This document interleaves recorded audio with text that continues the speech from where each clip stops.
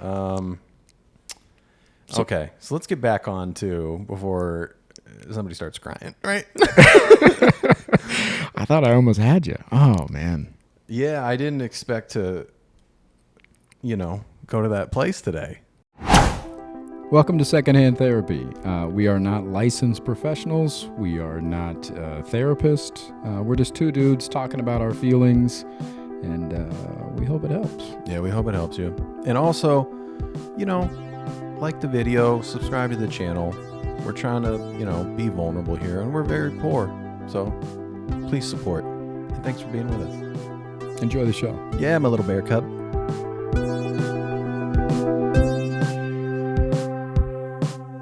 I noticed something a little different about you today. I'm growing my hair out. What do you think? That's not it. That's not what I'm referring to. I want to shave it. What are you talking about?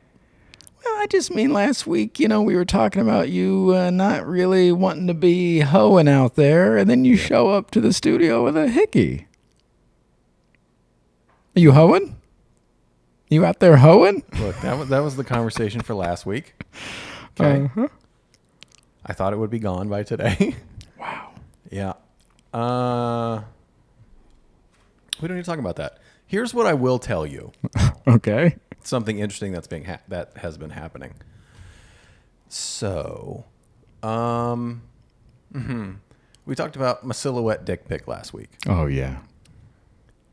I have had women sliding in daddy's DMs talking about, let me see this silhouette. Really? Oh, yeah. Wow. Yeah. What are the reviews? Can I get some reviews? All right, look. First off, if you're sliding the DMs trying to see the silhouette, be prepared to bring a pic with you. Because this is a swap meet. This is the cost of admission? This is a trade. I'm not going to be the only asshole putting myself out there. So you also want to see their dick? You got to show me some sort of shaft, some sort of silhouette, something. Okay? Yeah. Okay. Yeah. I think that's a fair trade. Yeah, you got to trade, right? I've seen the silhouette. That's a fair trade. What'd you think? I liked it. It's nice, right? It Yeah. worked. If it was on Instagram, I would have liked it. Thank you. Yeah. Thank you. I don't know if I would have shared it, but I would have liked it. I don't need you to share it. I just need you to like it. Because it's just for us, isn't it? Yeah. Yeah. Oh So, yeah. God. If you're going to get in the DMs talking about the silhouette, be prepared to bring a commodity with you. Because that's how it works. Right. So, interesting. That is interesting. The internet's a weird place, man. Yeah. People want to see my silhouette dick pic. I mean, it's good advertising. For what? I don't know. Whenever McDonald's is like, the McRib is here, but it's limited. I feel like maybe your silhouette dick pic is like the McRib. You saying my dick's limited? I'm saying that we're promoting it for a limited time. Maybe they won't hear this episode. Maybe they just heard it. Maybe That's know. True. Yeah. Yeah. So your McRib picture, I'm glad it's bringing in some customers. Yeah. Trying to get this McDick, just holler at daddy, slide them DMs. Oh my God. Yeah. All right. What do we want to talk about this week? Talk about your little tantrums? You talk about your 40-year-old throwing tantrums all day long? Look, you and I have been going to Costco. Oh, this isn't about Costco. This is about you in the world everywhere. But go ahead. Yeah, I'm bringing up Costco because this is the place that brings it out of me the most. Definitely not. But go ahead. Where do you think Anywhere you're not inside your house or here is where it happens. Okay. Mm-hmm. There's a lot of dumb people out there, Mm-hmm. and they irritate me to no end. Mm-hmm.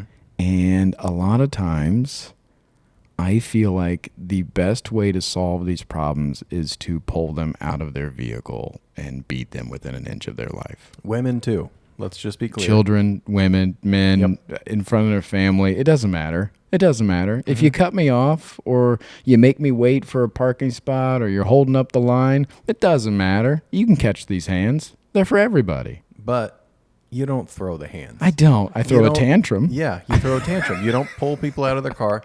You just throw a tantrum. Yeah, but it's fleeting. That's what I need. I need it's you. not fleeting It's because fleeting. you bring it up hours later. Can you believe that fucking bitch? Can you believe her? Oh, dude, we're not even in the same zip code. Now, she had it coming. She didn't. She thought she had us. She was doing her job. We were at Costco. Listen, this is where it stems from. This is where this stems from. Yeah. We were at Costco a few days ago, and if you've ever been to Costco, you know that they are cracking down. And it's an incredible. I love Costco. It's a great place to shop. It's great. And I was just forced to be a member recently. Well, you weren't forced. They were saying, "Hey, did you want to buy this? Then you need to be a member." And you said, "I want to buy this." So you have to be a member, right? They're cracking down on you sharing memberships. Yeah. Okay. And so you and I were there. You had a membership. I did not. We went to check out. Because I'm a grown man, I have a membership. Go Yeah. ahead. Some guy tried to stop me from paying right as I was paying, and I ignored him. He's like, "Hey, man, don't do that yet. Don't do that yet." And I was like, "Oh, I know what he's up to. Yeah, doing his job. He's doing his job. You're not That's going what to he's get doing. me." So I went ahead and scanned my card, paid for the goods, Yep. and then he lost his shit, called a manager over. Okay, now he didn't lose his shit. He said, "Ross, we got another one." Yeah, doing his job. And Go ahead. then I was forced into a membership. Now, No, you weren't. You gave the option of a membership or not buying your stuff. You got two choices. You weren't forced that sounds like a forced situation. because you tantrum. Go ahead. So then I became a card member. And we are at Costco a couple days later after the gym Yep. for something you needed. Yep. And we're in line, and I picked up a couple items. And so we split up at the self-checkout, and I went to one, you went to the other. And this lady got in my face. No, she didn't. She said a sentence out loud to you. That's all that happened. She didn't get in your face. She asked me 2 or 3 times. And now, did you answer the first time? I did. I did. For her, I did. So then why would she ask you 2 more times after if you answered the first time? And this is why I'm mad at her, because she thought she had me. And then she said, "Where's your membership?" And I showed it to her. And she goes, "Oh, yeah? Where's his membership then?" And Because she then- thought she had us. And I turned around, pulled my card out of my wallet, and she said, Right. "Thank you very much." Right. Now, am I angry because I thought she had us? Yes. What are you angry about? And I she don't didn't understand. have us. Yeah, so the point is, you won. And you're still No, angry. I'm not angry anymore. However, angry a half hours hour after. later at the gas station, I did bring up, "Hey, that bitch thought she had us, huh?" No. She didn't think she had us. Oh, she thought she had us, dog, and we got out of there. She was doing Where's her your job. fucking card? Guess what? It's right here. You've had a membership for 3 days, and you're already got That's this right. Costco big dick energy That's going right. on. That's Yeah, right. I'm a fucking member here. You Oh, don't- dude, so's half the fucking planet. You don't fucking talk to me like that, okay? I got a didn't- membership. She didn't talk to you any kind of way. She asked you a question. She thought she had us. She didn't think she had anybody. Anyways, these moments are fleeting for me. Especially in the car, because I've had these conversations with Yeah. past romantic partners. If somebody cuts me off or whatever, I will mention it.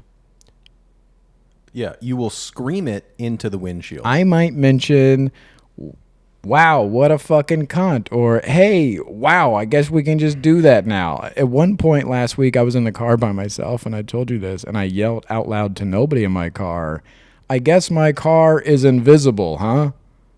That's what I yelled to nobody. Do you like being this guy? Absolutely not. So why are you still this guy? I'm trying, What are you doing? but it slips out. Well, that slips. Here's what I'm getting at. Yeah. In those moments, yes, I am having that emotion of anger. And I'm like, man, fuck this guy. However, after I say fuck that guy or call somebody a cunt or do whatever, I'm moving on with my life. I don't even think about that. However, the person that's in the vehicle with me is like, oh, he's angry. He's upset. The whole day's ruined. And they operate a little differently. It makes them feel a different way. I didn't know that. And this is the king of empathy talking. The guy who is just Mr. Empathy. He doesn't understand that the person sitting next to him in the car can feel that energy. Now that I you know dude, was that I now. still talking, I dude? know that now. Oh, wow. I was still fucking talking, though, right? because you put that out into the car, windows up, because you're a big pussy. You don't want anybody to actually hear you, right? And now the only people getting that energy are the people in the car with you, and they don't like it. Mr. Empathy, what happened? I know that now. I didn't know that then. But you still do it. Sometimes. Yeah. Stop doing it. I'm trying. Oh, boy. Are you? I am. And sometimes I do roll down my window. Sometimes I do yell at people. Only women, I know. Oh my God. Stop saying it. No, I don't. Yeah, you only bully people you think you can beat.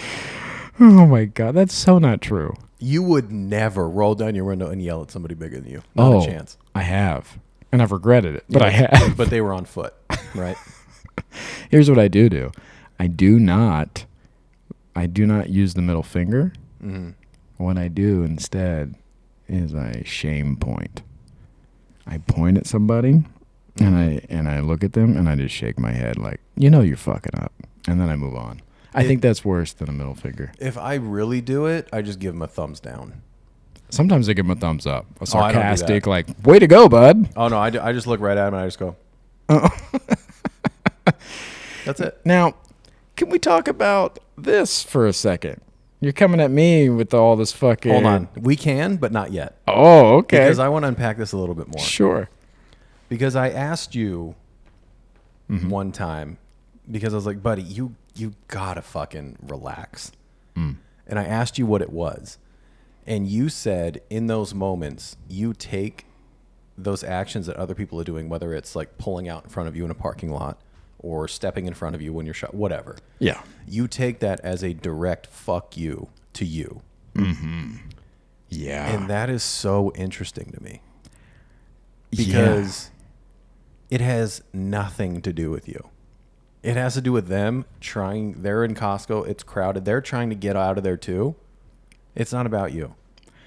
I think you're taking these actions. You're thinking they're these malicious things, and they're just other people's ignorance of existence. Absolutely. And we broached this subject the other day, but we wanted to save it for the pod. So I think this is kind of one of the things that I talked to you about. I feel like in life, you seem to think that things are happening to you instead of that you're in the world just like everybody else. Things are happening all the time around us, and they might affect you, they might not, but all you're going to do is react to them. Nothing is happening to you. And I find it interesting that you seem to react to things, even not those type of things, but anything else that it's happening to you. Yeah. And I'm trying to, and like I said the other day when we were touching on this a little bit, I'm trying to change my mindset to a more positive way of these things are not happening to me, they're happening for me. And I want you to explain that to me, because I don't get that. I don't think I buy into it, so I want to hear why you're going that route. It's one of those fucking, hippy dippy guru things that they talk about. Like these things are not happening to you, they're happening for you. So even when you're talking about death and things that really hurt, breakups, things like that really fucking cut you to your core, that's not happening to you, that's happening for you. So all of these examples about what I am learning about myself and trying to grow and be better and all those things, I don't know if I would be doing that if I hadn't lost my mother and things like that in my life. So if I didn't have all of this pain and grief in my life, would I give a fuck to be a better person? Would I be working on myself? Would I be X, Y, and Z if that didn't happen? So my mother dying didn't happen to me. It happened for me. Things like that. That's a hard one, man. Yeah. Oh, buddy. And that's why I'm still working on. Are you able to believe that? Yes, because I see the Your things. mom died. That happened for you? Yes. Oh, how? Because I'm seeing because a lot of times, especially in grief, we only focus on the negatives. We only focus on the cutting parts of it. Yeah. And we don't focus on the things that come out of it in the positive ways, the gratitude that comes with death, the things that motivate you out of death, all of those things that come out of grief, the positive things we tend to ignore or get overshadowed by the negative things. So by trying to flip the script and being like, I don't know if I would be working on myself so hard, or I don't know if I would be looking at myself this way, or I don't know if I would, when I started doing material on stage about losing my parents and doing all that, that's when everything changed for me in my career. Yeah. Because I was connecting with people in a different way, and people were coming up to me and sharing their stories, and so I was helping them in a way that I would never fucking do without that. So I would just be doing the same fucking things that I was doing and not really, you know what I mean? Like, I wouldn't be this person that I am now, and I wouldn't be in a position, we wouldn't be doing this fucking podcast right now if the things that didn't happen to you that happened to you, and the things that happened to me. Those things happened for us. Those things happened for you to be a better person, for you to work on yourself. You're kind of not forced into it, but you have a choice then. You can either be the same and fucking fall into that sorrow and grief and pain, or you can try to work on yourself and come out of it better. And I think that's where that phrase is, where they're not happening to you, they're happening for you. I hear you. Yeah. I'd give up all this to ever back. That's where I struggle. Like, even if I can convince myself all this is happening for me, I'd give up all this progress. I'd give up this podcast. I'd give up moving to LA. Give up all of it. You wouldn't have anything to give. I give everything I have right now. All this that happened for me. Yeah. Take it all back. I'll go back to when she was alive.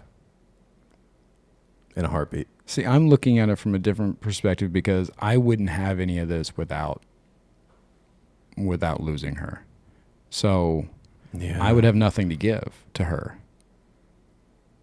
You know what I mean? Like, I'm in a position right now, if she were alive, I could do so much for her, and I could be there for her, and I would know so much more. And I could, again, it's that hindsight grief that we were talking about, or guilt that we were talking about a few weeks ago. It's all those things that, like, what I could do now for her is so much, but I wouldn't be me right now. I'd be me. I'd be other me. And other me probably wouldn't give a fuck either way. I'd still probably complain that my mom's calling me every day to check in, or my mom's doing it, because I wouldn't be me right now. I'd be other me. And I wouldn't know, I wouldn't have the gratitude. I wouldn't have the hindsight. I wouldn't have the pain. So it wouldn't mean anything to me. It means something to me now. Me now? Oh my God, dude. Priceless. Priceless. But like, me then? Yeah. Who knows? That's interesting. It's really interesting. So Yeah. If I'm hearing you correctly, your train of thought is my approach, or not my approach, my instinct of giving everything, all the progress, everything up to go back to when she was still around is, and I'm not saying you said this is what I took away, that would be selfish. And because now I have the opportunity to do, I can go back and be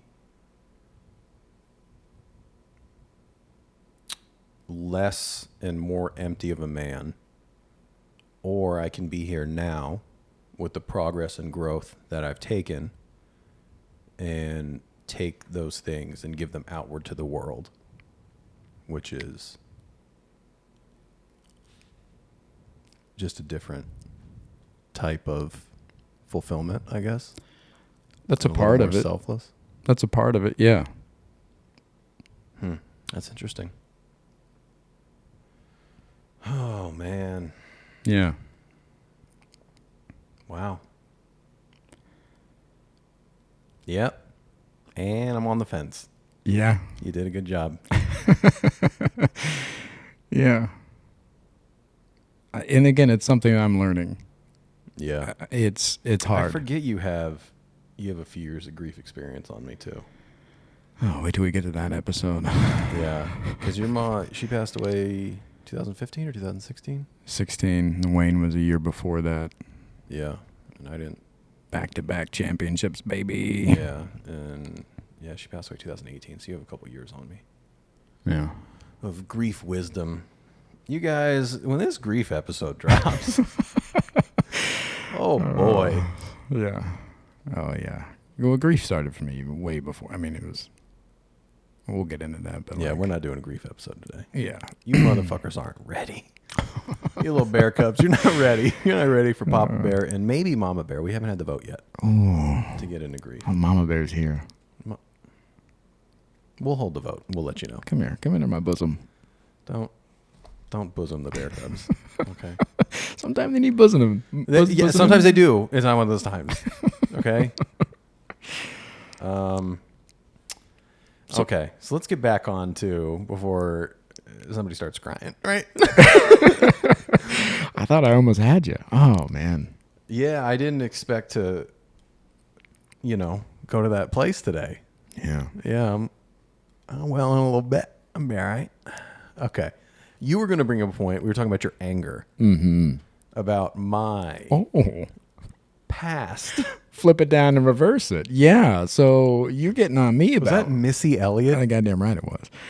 I love Missy Elliott, but shout out. So yeah, you're getting on me about king of empathy and fuck you, boo. Now listen, you do refer to yourself as the most. You think you're so empathetic. I don't think I'm so empathetic. You don't think you're very empathetic? No, I think I have empathy for others, but I don't tout that. Oh. Yeah. Oh, I didn't know that. Oh, no. I always hear you when you did the attachment. You go, empathetic to others. You go, that's me, baby, Mr. Okay, go ahead. We don't need to track back all these lies. We don't need that. We don't need this. Okay. You're a liar. Let's talk about your anger. Because you would put me to... I look like a little Amish maid next to your anger and my irritation. Yeah. So... Can we also be clear? In the past. In the past. Would you agree I'm not that guy anymore? Yeah. And it... You know what? It makes me angry. I know it does. Because I want to be like, look at this fucking cunt. And you're like, hey, man, you don't. Yeah. I'm like, no, I want you to yell and scream with me. Yeah. I got you one time at Griffith Park. We were there. That guy, he was putting other people in danger. He was. Yeah. But I was so happy to have you back just for a few seconds, Yeah. That was for the greater good of the world, though. That was. But, yeah, I used to have a bit of irritability. I was never a violent person. You put me through an armoire. We've been through this. Yeah, but that wasn't out of anger. No, that wasn't. That was out of us, toy fighting around, and you got a big mouth, right? And Daddy got to show you. Now, but yeah, I've never never a violent person, but very, very vocal. Mm-hmm. And yeah, if somebody's doing something stupid, I will verbally let them know, hey, I'm aware you're doing something stupid. How are you not? Just not that nice. Yeah. Right? Yeah. Used to be worse than you are now, for sure. Oh, way worse. Yeah. Took a lot of time and a lot of work to not be that guy anymore. What did you do?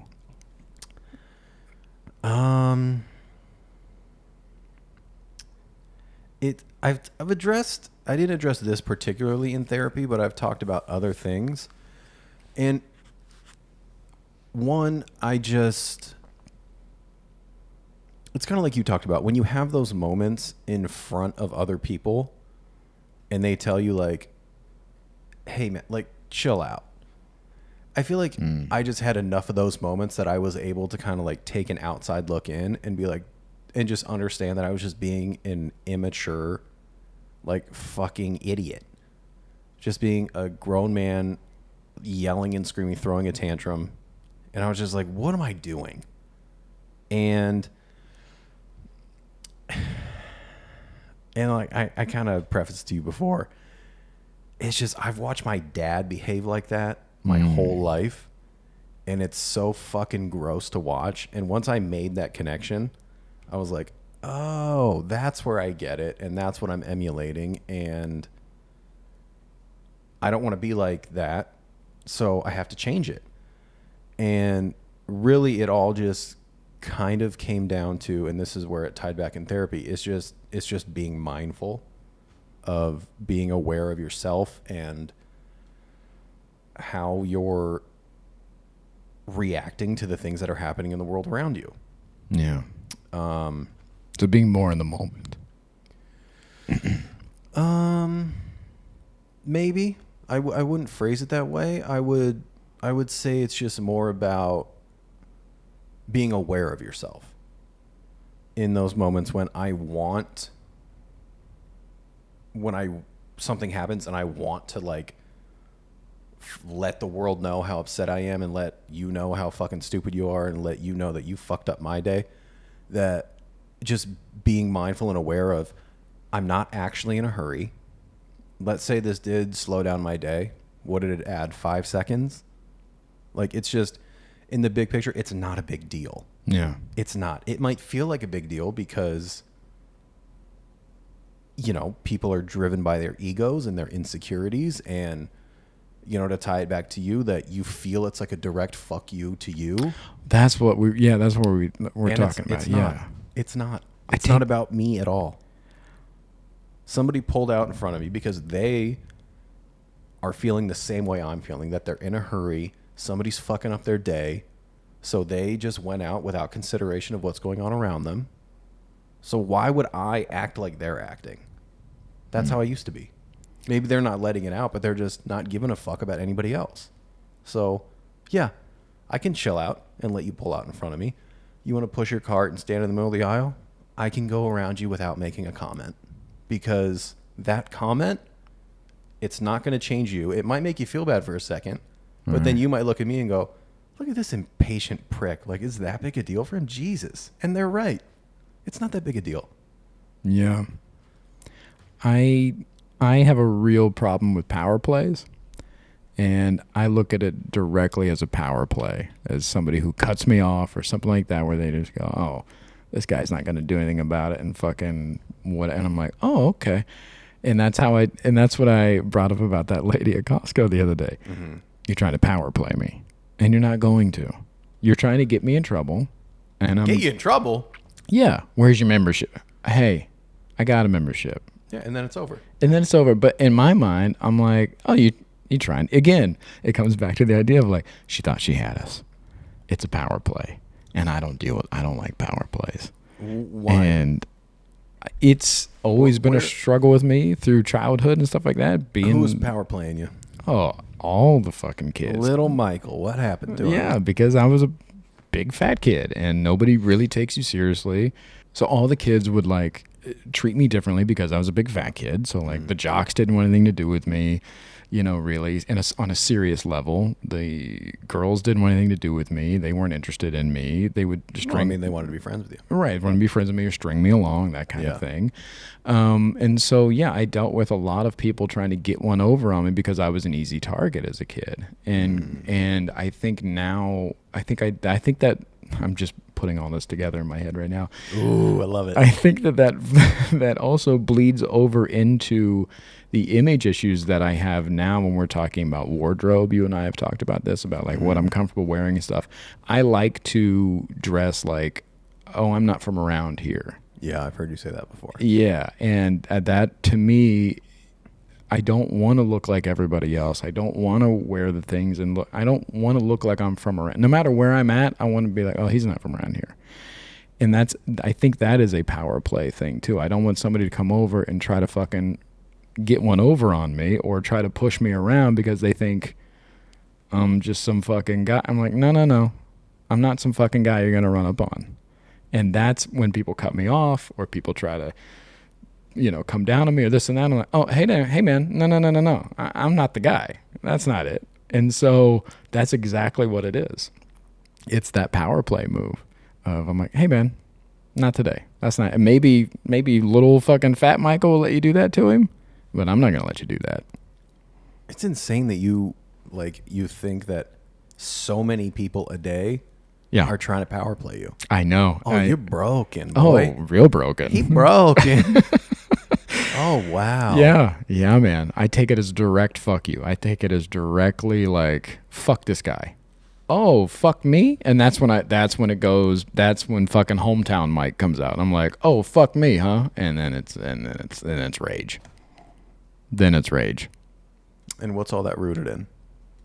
We know the answer is insecurity, but I want you to get that. Oh, of course. That and survival as a kid, like that was it. You know what I mean? Like the only way out was violence as a kid. You had to fight. What? Oh, yeah, dude. I grew up with like all kids that were way bigger than me, all football players and this and that. And like, this is for another episode, but yeah, we were fighting all the time. But not only that, but I was, because I was, I have the gift of gab. Yeah. They'd make me the mouthpiece. Yeah. And so I would go and fucking run my mouth, and then we get a group of guys that want to fight, and then there'd be a fight. And so that fucking hometown mentality comes out every once in a while, where I feel like somebody's power playing me or coming at me, and I'm like, oh, no. Like, that's not. But you don't have the guys with you to back I you know. up, so I know. You don't think that far ahead? No. I instantly go to rage, and I'm like, oh, well, yeah, and usually I can verbally get out because, again, like I got no problem like tearing you to shreds verbally. Yeah. And that usually works. Okay. So, but yeah, that's exactly what it is. It's not wanting, it is a direct fuck you to me. It's a direct, like, fuck this guy. Yeah. And I gotta work on it. And I don't know. Are you aware in moments like this? Are you aware that that's not what's happening? Yeah, in moments like this, yes. And I am getting better at it. But there are times, again, like at Costco, when I was like, "Oh no, hey man, I'm not the guy." Yeah, and I know, and she was just, I know, and she was just doing the job. She was just doing the job. And I thought, I was like, nah, she's trying to get us, dog. You ain't gonna get me. But it's so dumb. They did get you the day before. Yeah, I know. You fucking idiot. It's so dumb. I know. Wow. I'm working on it. Man. Yeah. Do you think you would feel this way if you were bigger? Oh, I'd be way worse, I think, if I was bigger. You think? I think so. You wouldn't? You think you'd still take it as a power play? Oh, yeah. Even more so, I think. Wow. Yeah. I think the universe put me in this body for a reason. At least they put a big dick on it, you know? Like they gave one in front. They're like, maybe that'll distract him. Yeah, they threw a panther tail on the front. Because I think back to when I had when I was like that, and I never felt like anybody was trying to power play me. Oh yeah. I think it was just. Were you picked on as a kid? I guess I won't say that I was occasionally, picked on. but not a lot. Not to where I feel like it fucked me. I was just more insecure as a kid. Yeah, I just wasn't taken seriously. So it wasn't that I was getting picked on or bullied. It was just that nobody took me seriously. In what way? In any way. There were very few like real friendships. I didn't really play any sports or was any good at any sports when I did play them. Those kind of things. I've seen you. Yeah. Even the girls that I did date when I was young, I never really thought that they would like me, or they broke up with me and it broke my fucking heart, that kind of thing. Like nobody took me seriously. And I think that's where it stems from, is when somebody is doing that, I don't think they're taking me seriously. So when you look back and you say no one takes you seriously, yeah, you know that you don't know that for sure, right? You don't know how they actually felt. You're just insecure as shit. I do now. Yeah. Yeah. Yeah, now that I'm working on these things, yes, of course. But for most of my life, no, of course not. Man. Yeah. How does it feel getting all this at 40? Oh, we've talked a little bit about this. I am so overwhelmed with what I'm learning about myself at 40. Yeah. It's seeing how you're doing and reacting to all these things and how hard it is for you. It makes me so grateful that I got to this in my 30s.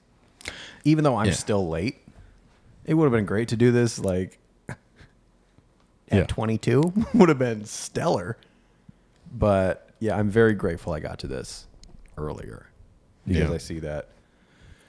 So now how hard it was for me learning all these things about myself, and then seeing how hard it is for you. I'm like, oh, it would have been so much harder to do it later. Oh, this is the perfect setup for what I wanted to talk to you about today. Ooh, okay. Can I let them know? Sure. We talked on the phone earlier, and you said you had some revelation, and you wouldn't tell me what it is because you wanted to get my genuine reaction on the pod. Mm-hmm. And I am fucking here for it, dude. I can't wait. Okay. Make some more noise with your mouth before you do it. Yeah. Here's the epiphany I had today. You ready? Oh, Daddy's been ready. Papa Bear's ready. All right. Mm-hmm. You ready, little bear cubs? Oh, God. They're ready. So this idea of it being you versus you, right? You've heard that expression. Yes. This idea of comparison and all this stuff. It's you versus you. That's the only real thing out there. Mm-hmm. I think the correct way to look at it is you versus younger you. Okay. Because a lot of times we get caught up in not the idea. It's hard to look forward at like, oh, I think once I get better, I'm going to do this or I'm going to work on this. It's hard to look forward when you're constantly looking back a lot of times, mixing that nostalgia with being young and also the regret and all the things you think about, all the things you should have done and this and that. And I, like you just said, I wish I would have started working on myself. Yeah, man, but you didn't. Yeah. And you need to let that go because you're going to live in regret and have that on. So a lot of the times when we're talking about getting better, wanting to be better, what's holding us back is not you now. It's younger you. It's this idea that like when you look at a picture and you go, man, I was in such great shape. Yeah, you were 22. Shut the fuck up. Yeah. That's not going to be your body. Even if you get in better shape and you get in the best shape of your life and all that, you're never going to be 22 again. Yeah. Oh, I had so much free time. You'll never have that again. So stop. It'll be different. If you get that much time again, it'll be different. So a lot of times we hold on to this idea of like, if I could just do that or if I could go back. You can't. You have to let that go. In order to move forward, you need to let go of that. And so it's not you versus you. It's you versus younger you. You're constantly battling this idea that you had. And a lot of times when we look back in nostalgic ways, it's always better in our fucking memories. We're like, oh man, I was fucking blah, blah, blah. No, you weren't. Yeah, for no, sure. You weren't. And so the sooner you work on letting go and healing those ideas of, I need to be this again, you'll never be that again. Now you could get close and you could get better, but you'll never be that again. It's interesting that when you talk about it, it's with a very like authoritative, like commanding tone. Yeah. I would expect you to be a little bit more compassionate. I'm surprised. And two, that's called healing your inner child, and that's what everybody's trying to do, right? And we know that. This isn't a new principle. Okay, Freud? It's not this really big fucking light shell bomb you just set off. Yeah. Of course it's you versus younger you. We're all trying to heal our inner child. not inner child. I mean fuck. all of the fucking iterations of you throughout your life. Yeah. You're never going to have those again. Any part of that. And healing your inner child is not that. Healing your inner child is more so going back into the traumas and telling yourself that those things, led to this, and this didn't really break you the way you thought it did, and blah blah blah, and I didn't get this because it's a lot of patchwork.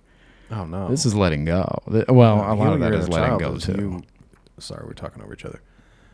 Healing your inner child is you going back to little Michael and being like, hey, it's not that no one wasn't taking you seriously. Right. And that's what I'm talking about with this. What I'm talking about with this is holding on to that idea of like, I'm going to get into the shape I was when I was 22, I could fucking run a bugaboo. Hey man, you'll never be 22 again. Yeah, but you could still get into the best shape of your life. Yes. And you could still do the things you were doing when you were 22, but not like a 22-year-old. You could be similar or better, Yeah. but you'll never be fucking 22 again. Yeah. So that idea of like, oh, if I could just fucking, hey man, it's not going to happen. You understand you're talking to yourself right now, right? I think I'm talking to a lot of people. Yeah. For sure, but this is for you. Because we've talked a little bit about your struggle with time and getting older and yeah, your younger self, and I had more hair and I had a better body and I had this and I think you're talking to yourself a lot, and I like it. I'm here for it. I think it will be helpful for a lot of people. I was just kidding. I think you need to turn 40 and then re-listen to this episode because in my 30s, I didn't think about any of that shit ever. Yeah, 35 was a little odd for me, but it wasn't that rough. 40's been the first one that I'm like, 40, huh? 40 sounds, Yeah. it sounds rough, and it sounds so far away from me, but I know it's not. My 30s were great. Love my 30s. Yeah. People always talk about going back to their 20s. I'm like, fuck that. I never want to be that. If I go back, it would be 30s for sure. Interesting. Yeah, I'm glad you had this epiphany, but yeah, that's for you, Dougie. You're talking to yourself, my boy. But I think you're right.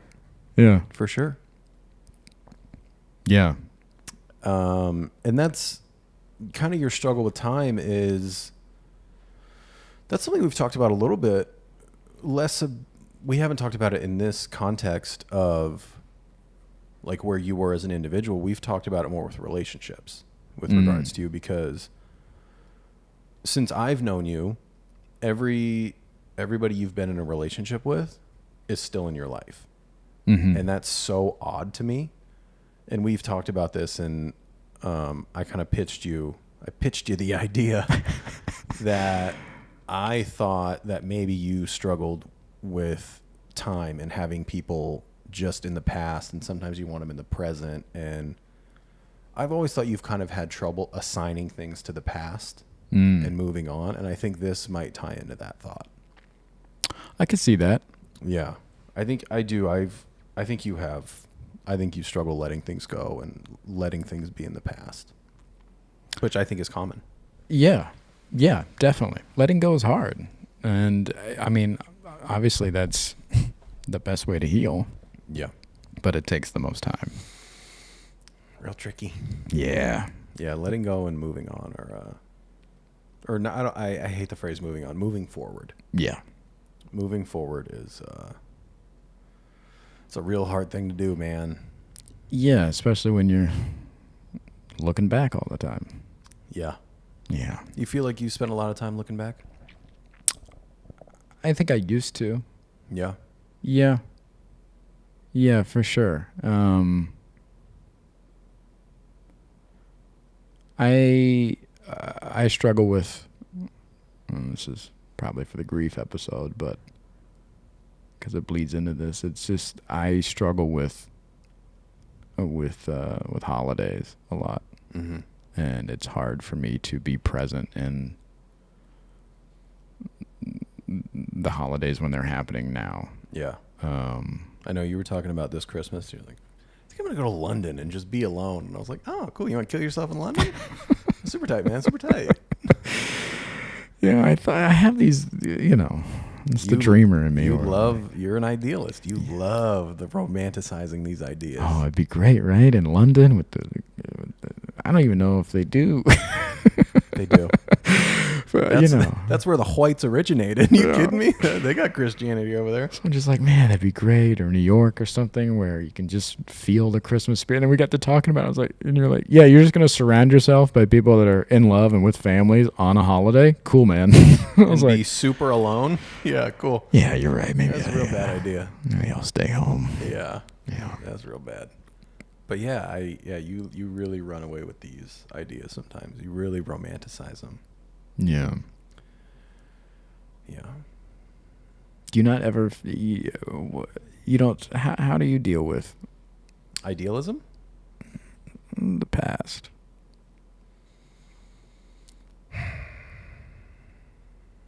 In what way? You know what way? You talking about grief? Mm-hmm.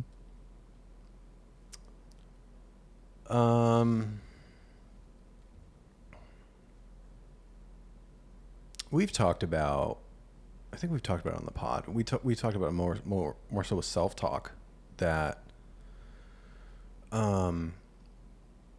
your brain, when you have negative self-talk, your brain doesn't know what's real and what isn't. So your brain's going to believe whatever you're telling yourself. Absolutely. And it ties back to that.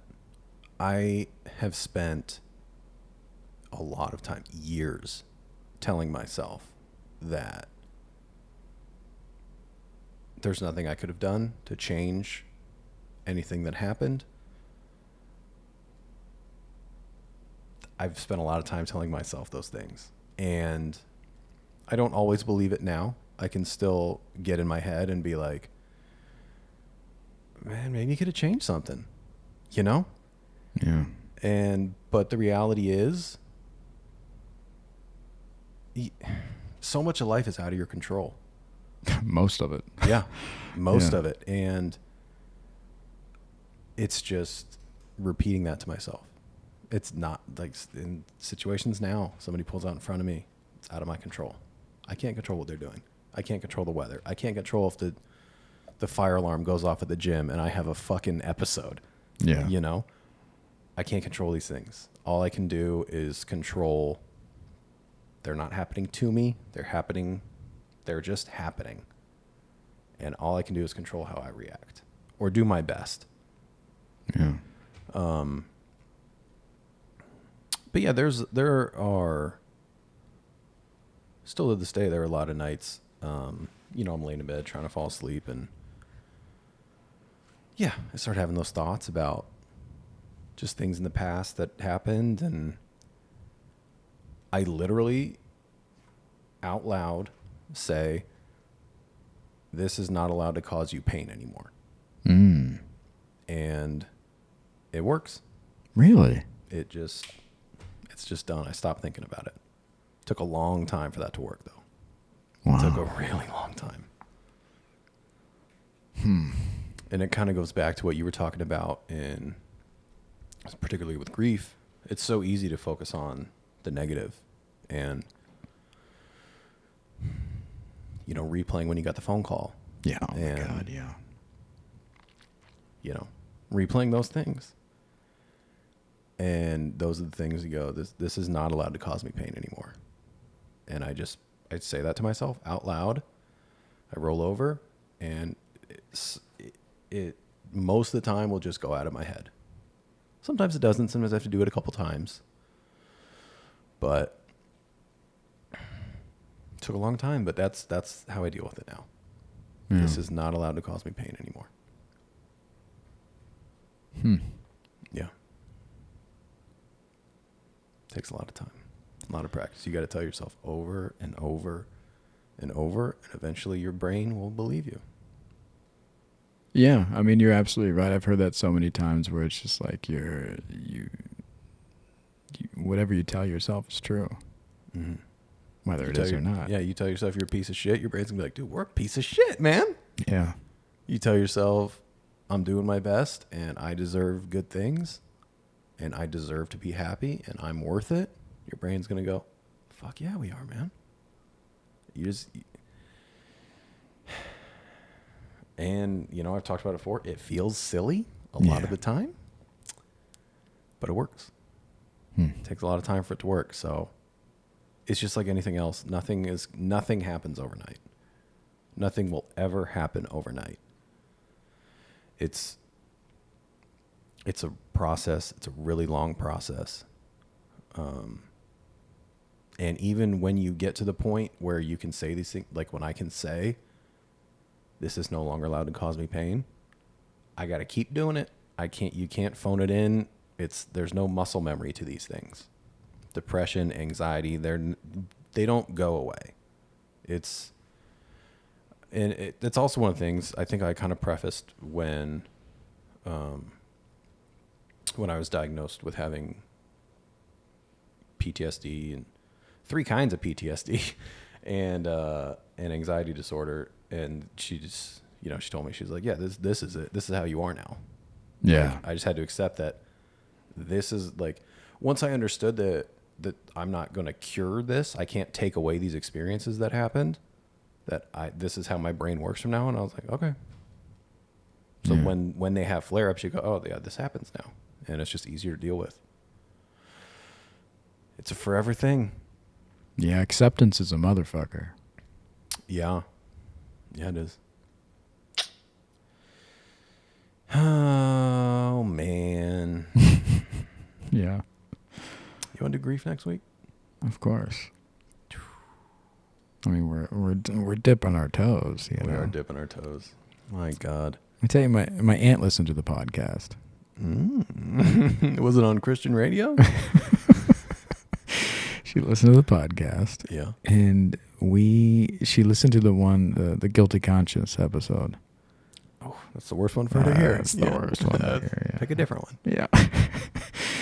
Listen to ethical hoeing, Aunt Mary. Right. So she brought up some interesting things, and one of them was that she shared a story about my grandmother that I did not hear before.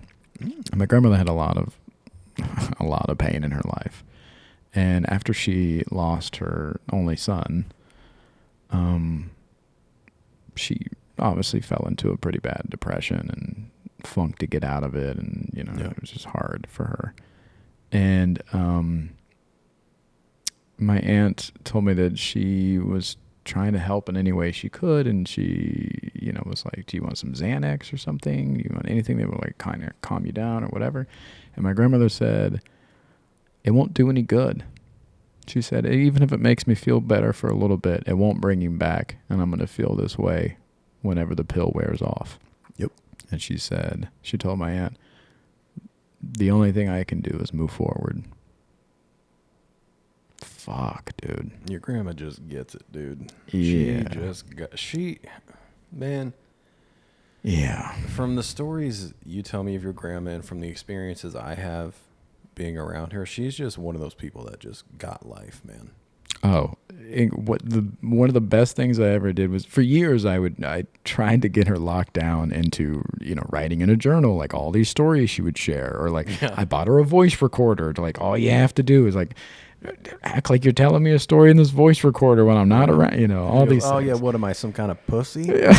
You ever record my voice? Years I tried to get her to do this. And finally, one trip home, I spent 2 afternoons sitting down with her with a camera and a little lapel mic and just got her to tell me all the stories she told me over the years about the family, about her life growing up, about everything. And that was one of the best things I ever did. Did you ever release it? No. There's a little snippet of it at the end of my last special. Yeah. But other than that, no. And it's so raw and real and just so much pain in her life. But to hear that story was really, really helpful. Yeah.